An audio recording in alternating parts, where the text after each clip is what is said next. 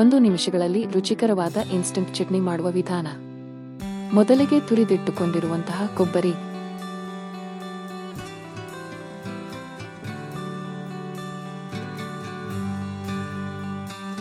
ಈರುಳ್ಳಿ, ಬೆಳ್ಳುಳ್ಳಿ,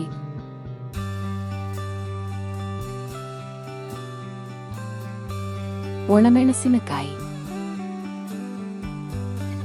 ರುಚಿಗೆ ತಕ್ಕಷ್ಟು ಉಪ್ಪು, ಹುಣಸೆ ಹಣ್ಣು, ಖಾರದ ಪುಡಿ ಎಲ್ಲವನ್ನು ಚೆನ್ನಾಗಿ ರುಬ್ಬಿಕೊಂಡರೆ ನಿಮ್ಮ ಇನ್ಸ್ಟಂಟ್ ಚಟ್ನಿ ತಯಾರಾಗುತ್ತದೆ. ಚಟ್ನಿಗೆ ಸ್ವಲ್ಪ ತುಪ್ಪವನ್ನು ಹಾಕಿಕೊಂಡು ಅನ್ನದ ಜೊತೆ ತಿಂದರೆ ತುಂಬಾ ರುಚಿಯಾಗಿರುತ್ತದೆ.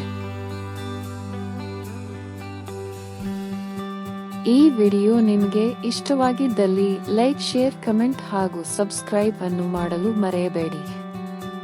ಧನ್ಯವಾದಗಳು.